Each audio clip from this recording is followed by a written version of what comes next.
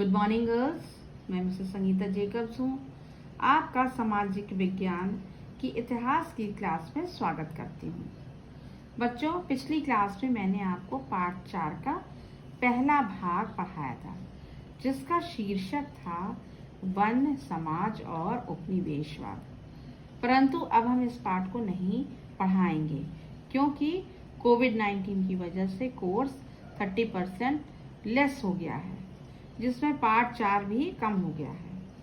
इसलिए अब हम उसको नहीं पढ़ेंगे और अब आज हम आपको सीधे पार्ट 5 पढ़ाएंगे, जिसका शीर्षक है आधुनिक विश्व में चरवाहे। यानी कि विश्व में जितने भी चरवाहे हैं उनके बारे में इस पाठ में हम पढ़ेंगे और आज हम पाठ 5 का पहला भाग आपको पढ़ाएंगे। इस अध्याय में आप घुमंतू चरवाहों के बारे में पढ़ेंगे। तो हम सबसे पहले आपको बताएंगे कि चरवाहे कौन होते हैं और घुमंतू कौन होते हैं। तो बच्चों, चरवाहे वो होते हैं जो भेड़, बकरी, गाय, भैंस, ऊंट आदि को चराते हैं और अपने मवेशियों को, अपने जानवरों को हरी भरी घास के मैदान में चराई के लिए ले जाते हैं। और घुमंतू वे होते हैं जो किसी एक जगह टिक कर नहीं रहते, बल्कि रोजी रोटी के लिए, अपना पेट भरने के लिए वो एक स्थान से दूसरे स्थान घूमते रहते हैं। चरवाहों की किसी टोली के पास भेड़ बकरियों का झुंड होता है, किसी के पास ऊंट होते हैं और किसी के पास मवेशी यानी कि गाय भैंस आदि होते हैं। आपने भी कई चरवाहों को भेड़ बकरी चराते हुए देखा होगा। और बच्चों, जब हम ट्रेन या बस से कहीं जाते हैं तो अक्सर हम चरवाहों को देखते हैं। चरवाहे हमें देखने को मिलते हैं जो अपने मवेशियों को, जो झुंड में चले जाते हैं, उनको चराते रहते हैं। कभी वो बागों में हमें दिखते हैं, कभी खेतों के किनारे हमें दिखते हैं। तो यहाँ हम चरवाहों को देखते हैं। इन्हें देखकर लेकिन आपने कभी ये नहीं सोचा होगा कि ये चरवाहे कहाँ से आए और कहाँ जा रहे हैं, वे कैसे रहते हैं और उनकी आमदनी का साधन क्या है तथा उनका अतीत क्या था। जब भी आप पढ़ाई करते हैं और आप इतिहास, भूगोल या अर्थशास्त्र पढ़ते हैं तो उसमें कृषि, उद्योग और कभी कभी कारीगरों के बारे में भी पढ़ते होंगे, परंतु चरवाहों के बारे में पढ़ने लिखने का ज़्यादा कुछ नहीं मिलता। तो ये था बच्चों घुमंतू चरवाहे और उनके बारे में। आगे हम देखते हैं, इस अध्याय में हम देखेंगे कि भारत और अफ्रीका जैसे समाजों में चरवाहों का कितना महत्व है। उपनिवेशवाद ने उनकी जिंदगी पर कितना गहरा असर डाला। इस भाग में हम पहले भारत फिर अफ्रीका के चरवाहों की जिंदगी के बारे में पढ़ेंगे। अब हम देखेंगे घुमंतू चरवाहे और उनकी आवाजाही, यानी कि इन चरवाहों का एक स्थान से दूसरे स्थान आना और जाना। तो अब हम पहाड़ों की तरफ चलेंगे और पहाड़ों में देखेंगे कि वहाँ के चरवाहे कैसे होते हैं।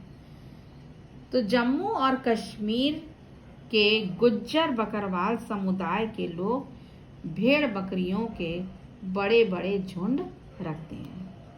इस समुदाय के लोग मवेशियों के लिए चरागाहों की तलाश में भटकते भटकते 19वीं सदी में यहाँ आए थे। जैसे जैसे समय बीतता गया वे यहीं के होकर रह गए, यहीं बस गए। वे मौसम के हिसाब से यानी कि सर्दी गर्मी के हिसाब से अलग अलग चरागाहों में जाने लगे, जहाँ मतलब उनको अच्छी चराई मिलती थी, अच्छी हरी भरी घास थी, तो वे वहाँ अपने मवेशियों को ले जाते थे। वे खेती ना के बराबर करते थे तथा गाय भैंस पालते थे।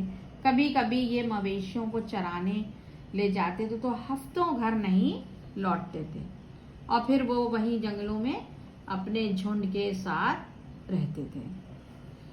जाड़ों में जब पहाड़ियों पर बर्फ जम जाती थी तो चरवाहे शिवालिक की निचली पहाड़ियों में आकर डेरा डाल लेते थे।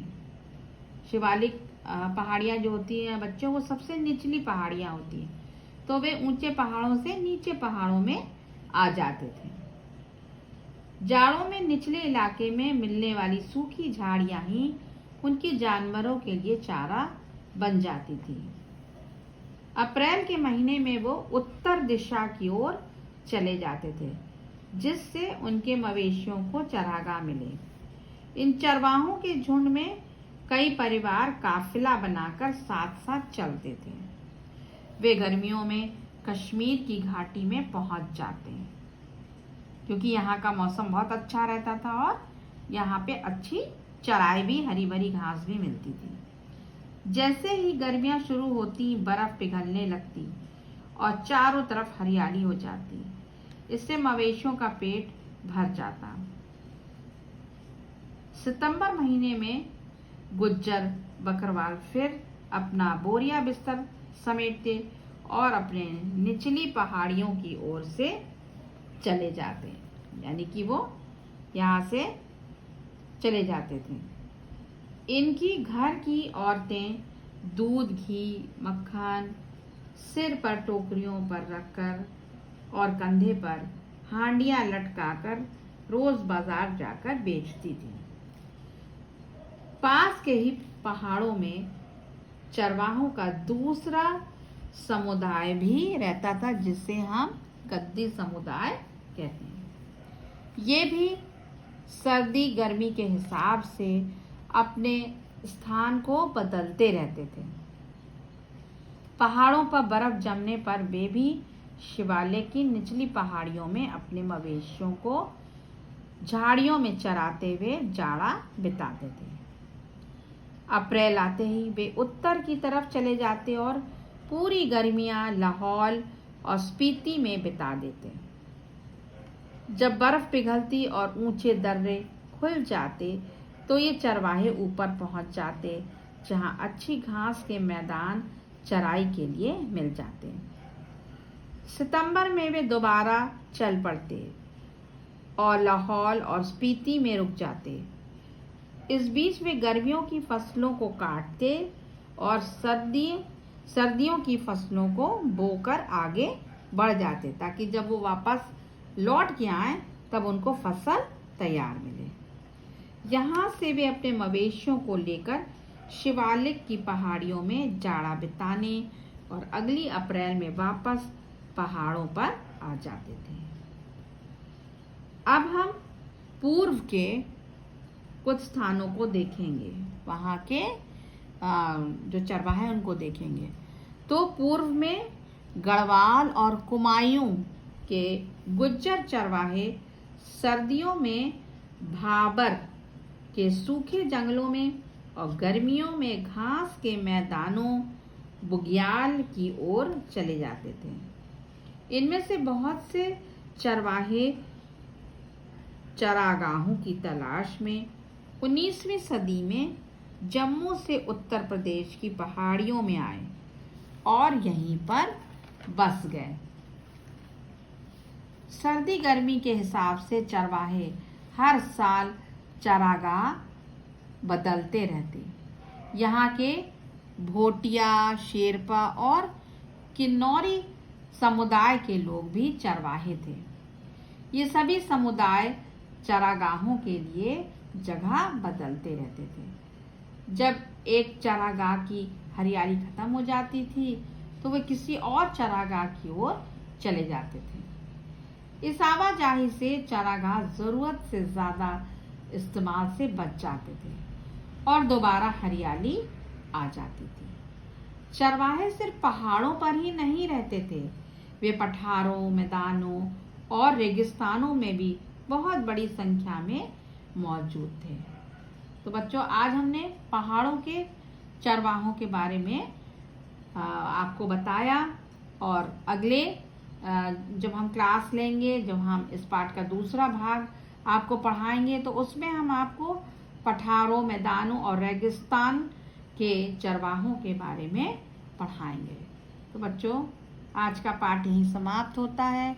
उम्मीद है आपको समझ में आया होगा, और ये चैप्टर जो है, ये लेसन बहुत ही इंटरेस्टिंग है। तो इस वीडियो को आप ध्यान से सुनिएगा, तो आपको सब अच्छी तरह समझ में आ जाएगा। Thank you.